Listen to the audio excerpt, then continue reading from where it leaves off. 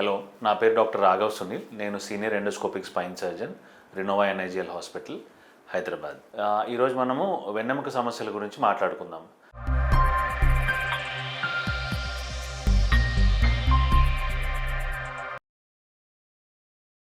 మన శరీరంలో, మన మెదడులో కరెంట్ తయారైన కరెంటు వెన్నుపూస ద్వారా శరీరంలోకి వస్తుంది.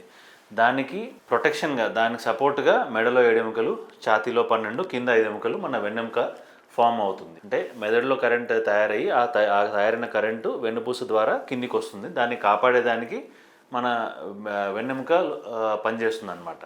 సో వెన్నెముక ఎలా ఉంటుందంటే 2 ఎముకల మధ్యలో ఈ విధంగా కుషన్ ఉంటుంది. దాని పని ఏమంటే షాక్ అబ్జార్బర్ లాగా పనిచేస్తూ ఉంటుంది. ఆ 2 ఎముకల మధ్యలో ఎక్కడైనా కూడా జాయింట్స్ ఉంటాయి. ఎందుకంటే మనకు కదలాలి, మూమెంట్ కావాలి అంటే జాయింట్ కావాలి కాబట్టి ఇక్కడ జాయింట్స్ ఉంటాయి. దాని పక్క నుంచి నరాలు వస్తాయి. మెడలోంచి వచ్చే నరాలు చేతికి కరెంట్ సప్లై చేస్తే, నడుములోంచి వచ్చే నరాలు కాలికి కరెంట్ సప్లై చేస్తాయి అన్నమాట. సో రకరకాల కారణాల వల్ల ఈ నరం డిస్టర్బ్ అయినప్పుడు కానీ, లేదంటే ఎముక అరిగినప్పుడు కానీ, లేదంటే కండలో ఇబ్బంది అయినప్పుడు కానీ మనకు మెడ నొప్పి కానీ నడుము నొప్పి కానీ వచ్చే అవకాశం ఉంటుంది. సో మనము నడుము నొప్పి గురించి ఆలోచించినప్పుడు దీన్ని నేను ప్రధానంగా 5 దశల కింద డివైడ్ చేస్తానన్నమాట.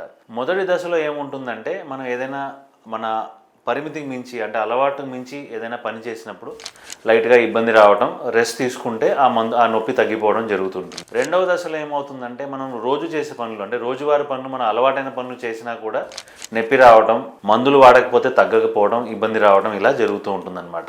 ఇంకా ఈ ఇబ్బంది కానీ పెరిగితే నడుములో మనకు ఏదైతే నరము, ఈ 2 ఎముకల మధ్యలోంచి నరం మనకు వచ్చి నడుము నుంచి కాలికి కరెంట్ సప్లై చేస్తుందో, ఆ నరం ఏ కారణం వల్లైనా కూడా ఒత్తిడికి గురైనా, ఇరిటేషన్ గురైనా నడుము నొప్పితో పాటు కాల్లో నొప్పి రావచ్చు, లేదంటే కేవలం కాల్లోనే నొప్పి రావచ్చు. దీన్ని సియాటికా ప్రాబ్లం అంటాం అన్నమాట. ఇది 3వ దశ. 4వ దశలో ఏమవుతుందంటే, మనకు నరం నలిగిందంటే కాల్లో శక్తి తగ్గడం లాంటివి కూడా జరిగే ప్రమాదం, తిమ్మిరి రావడం, శక్తి తగ్గడం జరిగే అవకాశం ఉంటుంది. ఒక్కొక్కసారి రేర్గా కిందికి వచ్చే వెన్నుపూస మొత్తం కూడా ఈ ప్రాంతంలో నలిగిపోయింది అనుకోండి, అంటే ఈ డిస్క్ పక్కకి జరిగిపోయి ఈ నరం నలిగిపోతే కాళ్ళలో శక్తి తగ్గిపోయి యూరిన్ మోషన్ కంట్రోల్, అంటే మూత్రం సరిగ్గా రాకపోవడం, లేకపోతే వచ్చిన ఆపుకోలేకపోవడం, మలబద్ధకం అంటే మోషన్ సరిగ్గా అవ్వకపోవడం, ఇలాంటివి కూడా జరిగే ప్రమాదం ఉంటుంది. అలాగే మనకు ఎలాగైతే మోకాళ్ళు అరుగుతాయో, నడుములో కూడా చెప్పాను కదా, వెనకల జాయింట్స్ ఉంటాయని 2 ఎముకల మధ్యలో, రైట్కి ఒకటి లెఫ్ట్కి ఒకటి, ఆ జాయింట్స్ కూడా అరిగే అవకాశం ఉంటుంది.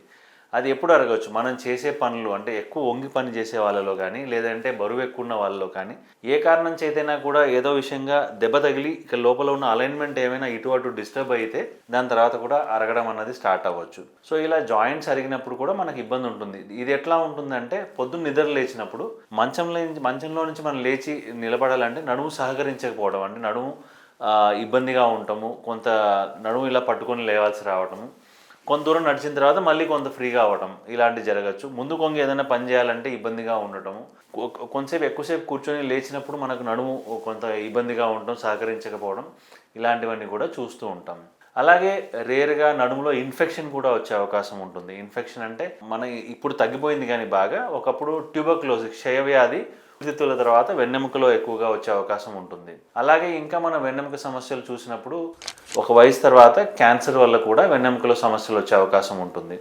ఇంకొకసారి కొంత వయసు అయిన వాళ్ళలో వెన్నెముక ఫ్రాక్చర్స్ కూడా చూస్తుంటాం. ఇట్లా రకరకాల కారణాల వల్ల మనకు వెన్నెముక సమస్యలు వస్తూ ఉంటాయి. సో ఒక పేషెంట్ వెన్నెముక నడుము నొప్పి కానీ, లేదంటే కాళ్ళలో నొప్పితో కానీ మన దగ్గరకు వచ్చినప్పుడు ఫస్ట్ పేషెంట్ని హిస్టరీ తీసుకుంటాం. అంటే ఏం చేస్తాం, మీరు ఎప్పుడు మొదలైంది, ఎలా మొదలైంది, ఏం చేస్తే పెరుగుతుంది, ఏం చేస్తే తగ్గుతుంది అన్నది చూసిన తర్వాత పేషెంట్ని చేయబెట్టి పరీక్ష చేయాలి. అంటే మనకు ఒక అవగాహన వస్తుంది. అంటే ఇక్కడ నుంచి ఫస్ట్ పేషెంట్ ఇబ్బంది చెప్పినప్పుడే మనకు మెంటల్గా ఒక పిక్చర్ వస్తుంది.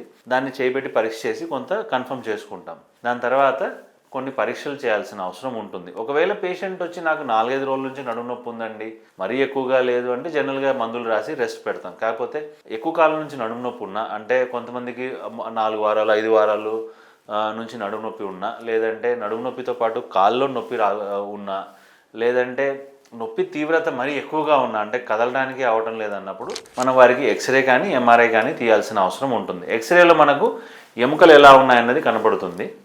ఎంఆర్ఐలో మనకు నరాలు ఎలా ఉన్నాయి, డిస్క్ ఎలా ఉంది, ఆ జాయింట్స్ ఎలా ఉన్నాయి, పక్కనున్న కండ ఎలా ఉంది అన్నది మనకు కనపడుతుంది అనమాట. సో ఇవన్నీ చూసిన తర్వాత మనకు పేషెంట్ ఏ దశలో ఉంది ఇబ్బంది అన్నది మనకు ఒక అవగాహన వస్తుంది. సో దశను తగ్గట్టు మనం కరెక్ట్ ట్రీట్మెంట్ చేసుకుంటే కంప్లీట్ రిలీఫ్ వస్తుంది. అంటే మొదటి దశ రెండవ దశలో ఉన్నప్పుడు కొంచెం చిన్నగా రెస్ట్ తీసుకొని ఒక 2-3 రోజులు తర్వాత మందులు వాడి ఎక్సర్సైజ్ చేసుకుంటే ఈ ప్రాబ్లం సాల్వ్ అవుతుంది. మూడవ దశలో ఉన్న వారికి కూడా, అంటే ఎవరికైతే కాళ్ళు లాగడం మొదలైందో వారిలో కూడా 100% మందికి మందులు రెస్ట్తోని తర్వాత ఎక్సర్సైజ్తోని ప్రాబ్లం సాల్వ్ అయిపోతుంది.